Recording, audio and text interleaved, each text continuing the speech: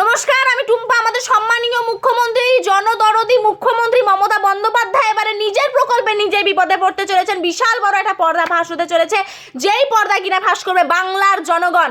এতদিন ধরে যে ভিডিও অফিসে, গ্রাম পঞ্চায়েত অফিসে কেন্দ্র সরকার রাজ্য সরকারের টাকাগুলো এসেছে জনগণের স্বার্থে, সেই টাকাগুলোর যে সদ্ব্যবহার হয়নি, সেই টাকাগুলো যে চলে গেছে টিএমসি নেতাদের পকেটে, তার একমাত্র প্রমাণ হচ্ছে আমাদের রাজ্যের মুখ্যমন্ত্রী মমতা বন্দ্যোপাধ্যায়।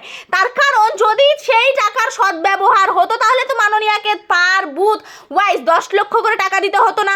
এই প্রকল্প তো তাহলে কোনো প্রয়োজন ছিল না। উনি জানেন যে সেই টাকাগুলো সঠিক জায়গায় ব্যবহার হয়নি, সেই টাকাগুলো চলে গেছে তার দলের নেতাদের পকেটে।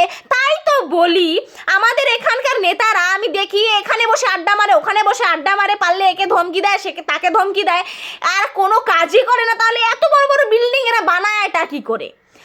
এই হচ্ছে তার আসল রহস্য। আর কি মনে হয় মাননীয়া, আপনি লক্ষ্মীর ভাণ্ডারে 500 টাকা থেকে লাভ মেরে একেবারে আমার পাড়া আমার সমাধানের 10 লক্ষ টাকা এসেছেন, তাতে কি আপনার সিংহাসনটা বেঁচে যাবে? কাঁচ কলা বাঁচবে। এই প্রকল্পই আপনার থেকে আপনার সিংহাসন ছিনিয়ে নেবে। এখন মজার বিষয় হচ্ছে একটাই, যে এই 10 লক্ষ টাকা যে কোথায় কি খরচ হবে না হবে সেই নিয়ে প্রত্যেক পাড়ায় পাড়ায় বৈঠক হচ্ছে, মানে মিটিং হচ্ছে। জনগণের উদ্দেশ্যে একটা কথা বলছি, আপনারা যেমন আপনাদের বাড়ির 10 টাকার একেবারে পুঙ্খানুপুঙ্খ হিসেব রাখেন, মনে রাখবেন এই টাকাটা কারো বাবার ঘরের টাকা নয়, টাকাটা আমার আপনার ট্যাক্সের টাকা, আর আমাদের জন্যই বরাদ্দ করা টাকা। সুতরাং কোথায় কোন টাকা কিভাবে খরচ হচ্ছে তার পাই টু পাই হিসেব 8 মাস ধরে নেবেন। তারপর বিচার করবেন যে কতটা দুর্নীতি, মানে দুর্নীতির পার্সেন্টেজটা ঠিক কতটা আমাদের বাংলায়, সেটা আপনারাই হিসেব করবেন। এরমও হতে পারে যে 2 লাখ টাকার একটা ড্রেন বানিয়ে বাদবাকি 8 লাখ টাকা গায়েব চলে গেল আগামী বিধানসভার হাত খরচ হিসেবে নেতাদের পকেটে। আবার এমনও হতে পারে যে 3 লাখ টাকার একটা রাস্তা বাদবাকি 7 লাখ টাকা নেই, 10টা সোলার বাদবাকি টাকা নেই। সুতরাং 10 লাখ টাকার থেকে 1 টাকার হিসেব আপনারা পুঙ্খানুপুঙ্খভাবে নেবেন যে কোথাকার টাকা কোথায় গেল। আর এতদিন ধরে যে টাকাগুলো জিপিতে, মানে গ্রাম পঞ্চায়েত অফিসার ভিডিও অফিসে এসেছে লক্ষ লক্ষ কোটি কোটি টাকা, সেই টাকাগুলো গেল তো গেল কোথায়?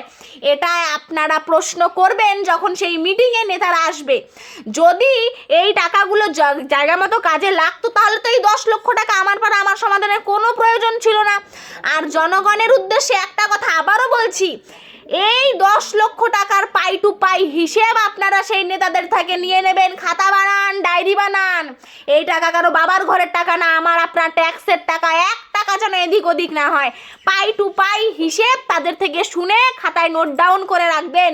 8 মাস শেষে গিয়ে হিসেব করবেন যে কতটা দুর্নীতি এই 10 লক্ষ টাকাকে ঘিরে হয়েছে। ধন্যবাদ।